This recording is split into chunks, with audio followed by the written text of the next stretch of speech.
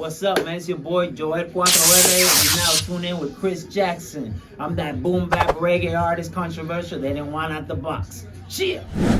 I say, yo, y'all already know who it is, man. It's Chris Jackson, Press Up Top, last real nigga alive. You're tuned in to the Chris Jackson Show.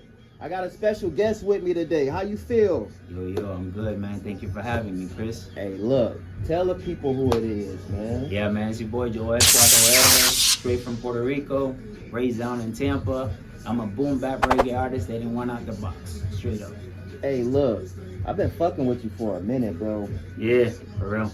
I just want to say thank you so much for sliding through, fucking with the platform. We've got work in the tuck. You know what I'm saying? I'm very eager to, kind of see your trajectory and how you go. I see you've done a lot of things differently. Yeah. You know what I'm saying? So without further ado, man, let's get into it, man. How you feel? Yeah, I'm good, man. Just, doing music. We're about to be dropping some videos, more promos. Thanks to your boy Chris, by the way. Hey. You already know we got to shout out the community, man. That's how we do, when we local artists and we independent, we shout out, we help out. Yeah, man. But I'm just happy, bro. Just coming up with some reggae, coming up with some boom bap, got an EP. We won't talk about that later. And I'm just enjoying, the process of being a real artist, you know what I'm saying? Okay. So, yeah. That's what's up. That's what's up. Now, to give a little bit of your story, and I don't want to dive too much into it, but you lost your mom. Yeah. I can kind of connect with that because I lost my mom as well. Yeah. I'm still kind of dealing with that, if you will. You know what I'm saying? Yeah. Aside from losing my brother as well. Yeah. Let's kind of go back there a little bit if we can. Yeah. If you don't mind me asking, how did your mom pass, bro? Yeah, my mom passed. Well, she was diabetic for a long time, and unfortunately, COVID came into the place, as we all know, that transformed our life, basically, right? Yes. Shifted. Yes. And while it shifted our life, COVID is something that actually creates inflammation in all body organs of your body. Okay, so she became immune compromised. Ah, okay. And she was in a coma for a long time, for a while, and God took her. Okay, so did y'all have to make the decision to pull the plug, or that's not something I'm gonna talk about? Okay. But definitely was a difficult time for my family. Okay. For sure. Are you the only child? No, I have a sister. Okay. I have a sister. She's younger than me. Okay. So yeah. So at that time, Yeah. How did you feel about music? Well, I saw my mom flatline. I was there when she died, right? Chris knows, we attempted to do another interview. I'm just gonna be real blunt here. We attempted to do another interview around that time. A little bit of healing had passed, but you never really get over a death of your mom. My mom was 55. For sure. I was 30. Honestly, how I felt about music was more like, I think you heard, remember, I dropped Wait Patiently, which is a beautiful song. Beautiful. We're gonna do a re-release. It was for my mom. I recorded at Deep Production. Shout out to Deep. Shout out to my nigga Brian. Shout out to nigga Brian, 100, Deep Productions. And we recorded that song crying, bro. Yeah. Because his mom had just passed too. Yeah, I know we kind of spoke on that momentarily. And I'm glad you kind of brought up the previous interview, because I dropped the clip, and when I spoke to you about it, I knew that you weren't in the same space that you are now. You know what I'm saying? Absolutely. Totally different. So I'm glad that we're able to get here. Yeah. And I'm also glad that you're able to kind of talk about it and feel okay with it. You know what I'm saying? Yeah, absolutely. It was very emotional, you remember. Yeah. It was very hard to do it. So you're in a way better space now, bro. Yeah, man. And I can tell, especially through the music as well. Yeah, I think, and I'll talk a little bit about it if you allow me. So I talked a lot about politics. I was really mad. I had went back to Puerto Rico to really find my roots. I'm from Puerto Rico, I really am from the gut out there, from PR. Carolina, you already know what it is. Villa Carolina, La Huerta. That's why I'm Joel 4R. Hey. It's for La Huerta. And I went back to Puerto Rico to find my roots. So in the midst of that, my cousin who passed away, which we'll talk about that later. I want to talk about that definitely. When I was looking for my roots, I found a lot of political stuff and a lot of crazy. Yeah, I just found out what really Puerto Rico was going through, from a United States, from a Spain point of view, from a whole different point of view of like it's been oppressed, right? Yeah. So I showed that a lot of my music. Governmental politics. Right, governmental politics, and we talked about this, so I don't, I'm not gonna talk about that, by the way. Chris knows how I feel. For sure. He knows how I feel. And I just found myself digging deeper into my Taino roots and all that stuff, but I found anger towards God and like taking my mom. Right. So I projected that anger with the whole politics and the government and God. But now I'm at ease with like it was her time, G. Right. Yeah, you know what? And again, I'm glad you're able to speak about it. Yeah. Because it shows your transparency. Absolutely. You know what I'm saying? Not just as an artist, but as a man, as a brother, as a son, as a father. You know what I'm saying? So to be healing from that, is always a blessing. Yeah. And you said something that, a lot of us go through on a day-to-day. Yeah. We do blame God. We blame God a lot. We blame God a lot. And the thing that's so great about God is he's such a merciful God and a forgiving God. Yeah. You know what I'm saying? So he knows how we feel because he knows our hearts. Absolutely. When God knows your heart, he knows your intentions. He'll guide you through the right way. All you gotta ask for it. I'm saying pray. You know what I'm saying? Look, that's what the nation needs, bro. We need prayer. We don't need religion. We need prayer. We need God. You know what I'm saying? That's what's up. But you said something that's I want to transition to this real quick. Okay. You said that it is a lot of things that we wake up a lot. It's like we blame God for our struggles. Oh, for sure. Let me tell you something. My mom died on February 11, okay? February 17. Yo, my mom died February 10, 2019. Yeah, so we'll be talking those days a lot. For sure. But 10 days before, guys, I reconciled myself with the Lord. I was literally gonna kill myself driving. I was so high, I was out of it. And I was going to denounce God. I was going to scream denounce. And what I did was, I said, I surrender. And I put like this, and the car was driving alone. And then 10 days after, my mom dies. God takes her. And then on my birthday of last year, my cousin that I talked to dies. The only cousin that I talked to about my dark times. And I'm still a servant of God. I don't have to post that I'm giving or what I do for you to understand that he's under control. All I ask for is knowledge, wisdom, and understanding. That's it. That's real. That's it. So if I can get over it, I'm pretty sure we can align ourselves when it comes to reasoning the right way. But yeah. I like that. I like that. Yeah. I'm in a better place, Chris. That's what's up, bro. So, you always got to check on your bros, man. Absolutely. You know what I'm saying? To kind of switch gears for a minute. You've been doing this music shit for a while. Like, this you don't even know, though. Look, this isn't your first go-round. You know what I'm saying? No, I can definitely talk a little bit about that if you want me to. So, what I want to know is, at what time frame did you feel like, okay, I've made it? Because you had a situation. You had like a little deal situation. Yeah, I had a situation. And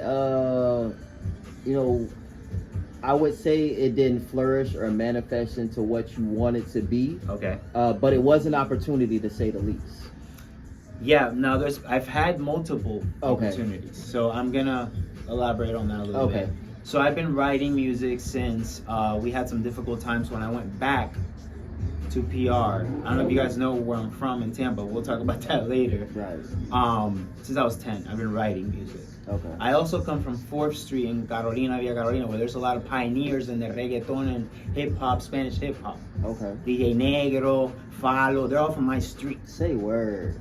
Okay, then DJ Negro, if you guys know who Vico C is, that's his DJ. Yeah. And Vico C is the pioneer of Spanish rap. Shit, yeah. Okay, I don't come from, I'm from the hood, bro. Legit. For Walk sure. two blocks by my hood, see if you can make it. Anyways, no, and then I've always, writing and stuff like that, rap, English, and then to get over the division that we have with my family, right, with my mom and dad and stuff like that, I wrote. The CD that changed my life was at 9 when my dad gave a CD to me when they were kind of like separated. Mm-hmm. I was in Nucio. Surprise. Hey, the hood. I was in Nucio, and my dad sent me a CD. Okay. He said, "Hey, I want to give you a CD. This is the hottest shit. It's called Aquel que había muerto." It is a classic in hip hop, Vico C. That changed my life, and that put me to conscious music at 10 years old. Wow. And I grew up with niggas out here that would listen to DMX and stuff like that, and I that's who I grew up with, boom bap. Right. So that was it. And then at 16, I had a big opportunity. I kind of blew up a little bit. I was number 3 in Tampa with a song called Percocets Make Me Bleed. Hey. And then I went to record it on Rich Productions in Atlanta. Okay.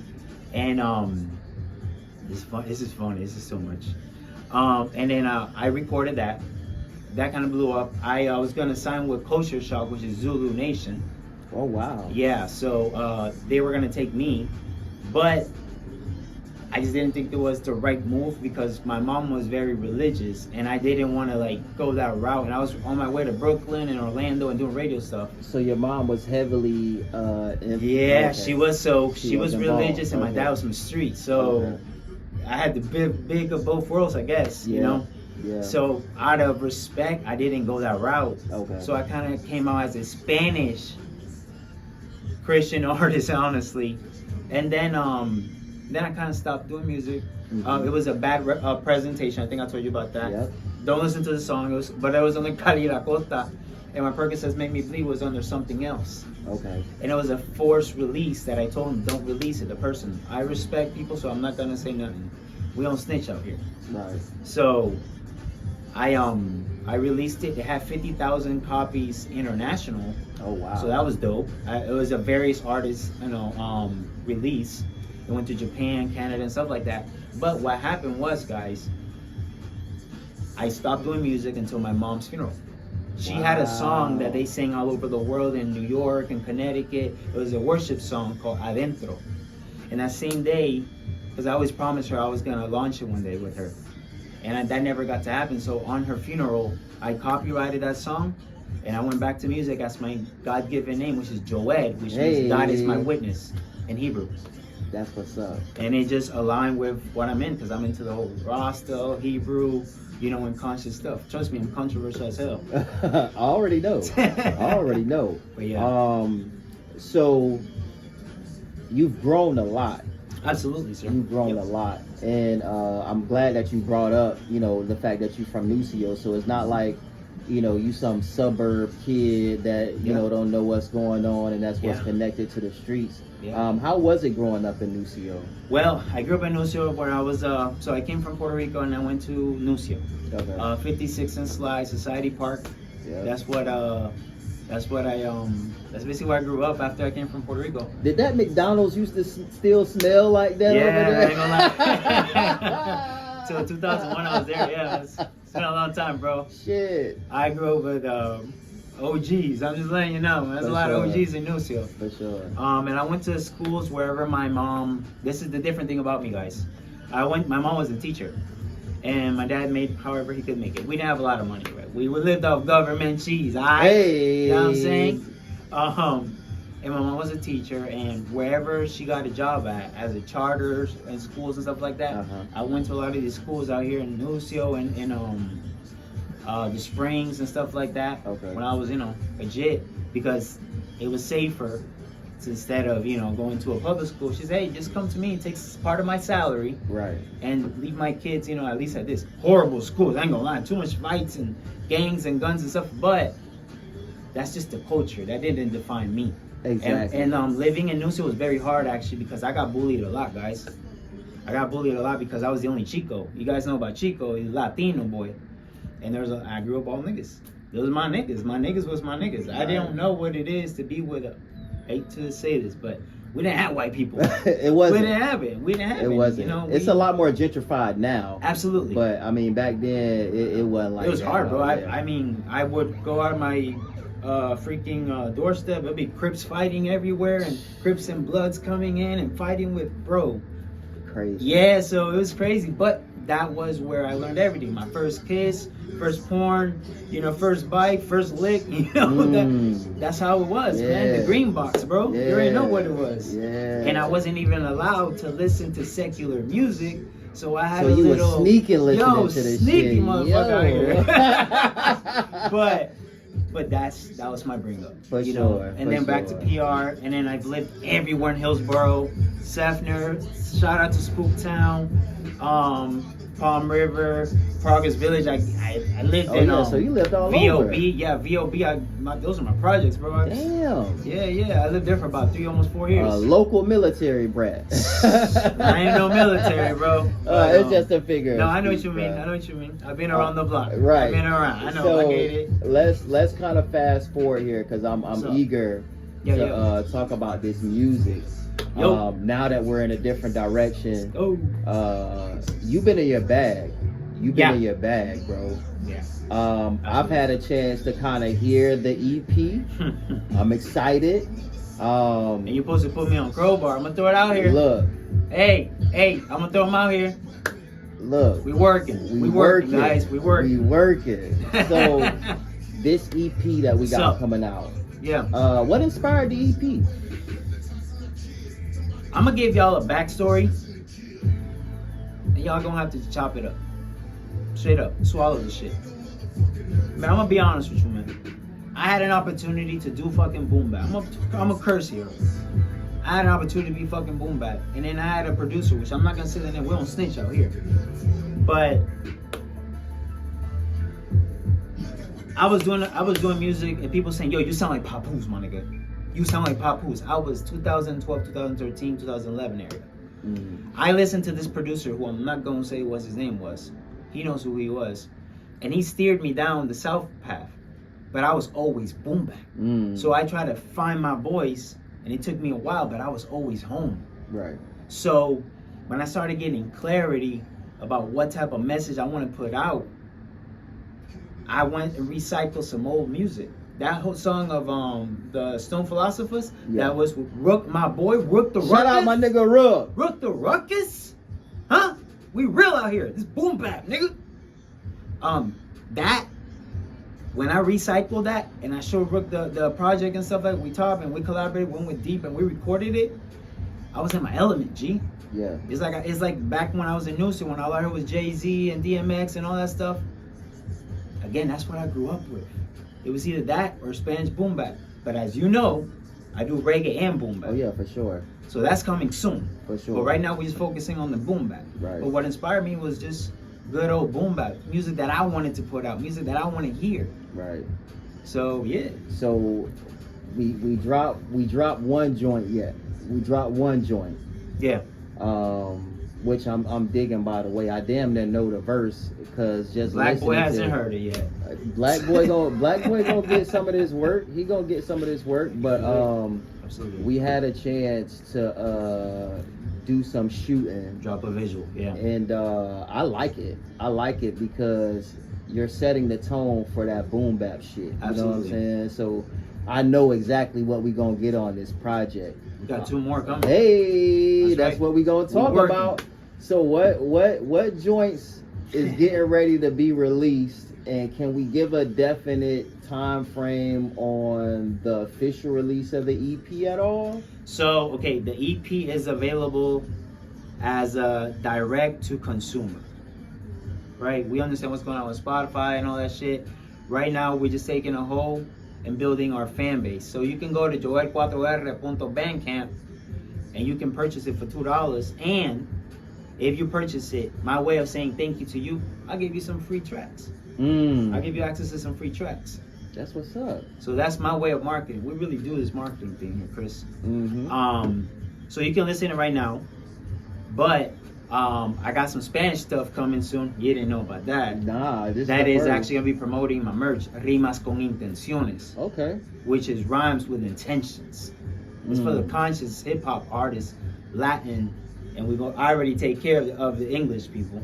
So we have the rhymes, representing, and 20% of that goes to the finding the cure of amyloidosis, which is a rare disease that eats your protein inside, and that's what killed my cousin at 35 on my birthday. Oh wow! So if y'all support me, y'all supporting more than a vision. Y'all are supporting a mission and a cause. That's real. So yeah, that's real, bro. Like, so when is the merch line launching? We want to launch it. I'm in the midst of developing the end of the tweaks of the website. Okay. Everything's already trademarked and everything like that. We're probably gonna launch it within a month. Okay, that's within good. a month. Yeah, that's good. That's the time frame, and I'm working on that video for the Spanish stuff right now. Okay. So you're gonna drop the Spanish. I would say what, like maybe 2 or 3 more months out. No, so it's gonna be a single promoting a Spanish EP that I'm gonna be dropping, a boom bap. Okay. Oh. Featuring, yeah. Oh, okay, okay. So it's a boom bap reggae song that's promoting my line. That's dope as fuck. So I know me and Black Boy gonna get some merch. No. I was gonna bring you guys it, but I wanted to iron it correctly. Okay. And I didn't want to promote it just yet. But you guys are getting it for free. For sure. That's Hey, y'all heard that? My wife said it. Look, y'all heard that. I am married. You know what I'm saying? So I'm definitely excited. Man, I'm excited for the EP, bro. I'm excited. If you were to be talking to your fans right now, what's up? How would you promote the EP that's getting ready to drop? What would you tell them? Let me drop it. If you like real boom bap and you like supporting your artists, go to joel4r.bandcamp.com, and I guarantee you, you ain't gonna regret it. Straight up. We got Rook the Ruckus. We got Zay Hill, who is a beyond upcoming artist in the Christian hip hop, but understands the culture 100%. And we got another track with Rook the Ruckus that we're about to drop the video soon. My boy Chris Jackson to promote it, which is called Enoch Moves. So I tell you, you gonna love it. If you like Wu-Tang, if you like Nas, if you like Rakim, if you like Mos Def, if you like Busta Rhymes, you got the Rook the Ruckus type of thing with him. You like DMX, you're gonna like the song. You're gonna like this EP. It's called Hip Hop Takeout, Volume 1. The Chinese Takeout, you know what I'm saying? Dope cover art, by the way, too. Yo. And by the way, I own La Diaspora Music, which we do web development, design, and marketing for artists and stuff like that, but we'll talk about that another day. Guys, you're gonna like it. This is my blood, sweat, and tears, and it's just my first EP. I got one more EP in English coming out. I got a Spanish EP, a reggae EP, and I have a single from my mom that I told you guys about in the beginning of this interview. Which is I made into a R&B Spanish EDM.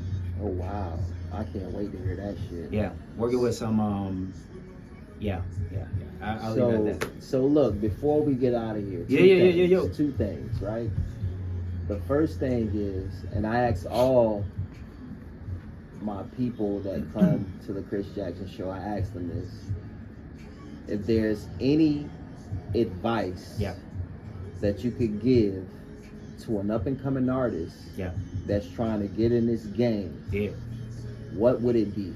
Absolutely. Let me just give me 2 minutes and I'll make sure to get it. So honestly, guys, you have to understand that there is a business side to this. This is where the investment out the gate. This is where the investment comes in, where you believe in ROI, return of investment. Or now that they're depreciating the arts, ROA, return of fucking arts. Okay? think about direct consumer, think about streaming. There's different ways to make revenues. We know that there's many revenues to make money. Why don't we see music as a separate revenue? I'll tell you why. Because it's saturated. And people are afraid of freaking promoting. That's why you have people like Chris Jackson, which is a community, local artist, and perfect person for this to connect you with who you need to connect to. I ain't kissing ass. He knows what's up. But it's the truth, guys. You have to, if you want to do this music thing, you have to define where you're at or find your freaking niche. Mine's is reggae and boom bap, and mine's is a certain conscious type of music. I don't do the trap. I don't do the streaming. That's just, I don't do that mainstream shit. I just don't. So my advice is find your lane, find your voice, and look at this from a business point of view, guys. Learn about expensing, learn about capital, liabilities, assets, revenue, network. Learn about this. And if you're really about marketing, don't just do a Facebook marketing. And guess what? The way that you're going to get noticed is if you engage with content and continue consistency. Consistency is key. That's where I've lacked. Why? Because I run a marketing agency for businesses. So I've been focusing so much on my businesses that I haven't focused on me as an artist. Because I also been, it's saturated, should I even go? But then you have people like this that are like, when are you going to push your shit? When are you going to push your shit? When are you going to push your shit? And it makes you like, okay, and then you get feedback. Ask for real feedback. Don't ask for people that don't know what they're doing. Ask for people you actually look up. And even if you have to invest, ask for that feedback. Because there's a lot of trash artists out here. That's the truth. Let's wing out who we need to wing out. Let's find what's quality and take criticism, constructive criticism. Because if you are lacking in one area, maybe you can come to Black Boy, he can help you, or maybe you can come to another person or a vocal coach. Do these things, guys. Don't just promote stuff on BandLab. I'm not dissing BandLab, but there's a lot of novice, mediocre artists out here in Tampa, but there's a lot of good people, but people don't take us serious because we don't take our damn selves seriously. Right. Come on, guys. The culture, I want to say one last thing. I'm done. The culture is gangs, drugs, and guns. But it doesn't define who we are. That's real. I've left the culture. I'm defined who I am. Who are you as an artist? What's your vision? What's your cost? Organize your freaking self. If you don't organize, it's going to show in your fruits. I mean, that's my advice to you. And don't ever leave God. Don't ever leave Jah. Because you will struggle and struggle and struggle, like my reggae song, which we're going to re-release it again. So that's what's up. So yeah, guys, just that's my advice to you. And just like I said, man, just pray. Ask for knowledge, wisdom, and understanding. And it will come to you if it's meant for you. Hey, look. That's it. Before we get out of here, drop them socials. Let them know where they can find you. Yeah. So Joel 4R official. That's my Instagram. Joel 4R on Facebook, and Joel 4R TV. I think it is on YouTube. I don't have a lot of subscribers yet because again I've been focusing on building brands, and I haven't been doing my own marketing. Kind of like a mechanic. He don't have a car, but he'll fix everybody else's stuff. So I'm just being real here, man. Too. But it is gonna grow. It is gonna grow. And just follow me, man. Follow your local artists, your independent, and share. That's the biggest thing I can tell you, honestly. If you get a new follower, share. Hey, follow this person. Why? Because they'll become a fan. They'll become a person that follows your journey, and that will help you, bro. That's real. Hey, bro, I appreciate this live, man. This is a dope-ass interview, bro. Like, you really showed me layers today, bro. It's etiquette, bro. I am a hood nigga. People already know that, so. But that's okay. But the thing is, again, that don't define me, G. So, I already done that. So, I just want to show literacy. We don't get financial literacy from the hood, my nigga. We don't get financial hood from gangs, drugs, and guns. We don't get a 401k. We don't get, stock, nigga. We talk about, minority and shit like that, including myself. But what we gonna do about it? When are we actually gonna start listening? Are we gonna keep Tampa in an ignorant way? Fuck out of here. We have people. We got gems out here. And Chris Jackson's trying to expose them. You looking at me. For sure. Hey, bro. Much success to you. We Absolutely. got a lot of shit coming. I can't fucking wait. I like the fact that you setting the tone. Absolutely. My nigga, you are on your shit. And I appreciate that, bro. Yeah, man. Sleeping's over. Keep fucking going, my nigga. Yeah, it's for the week, bro. Yeah.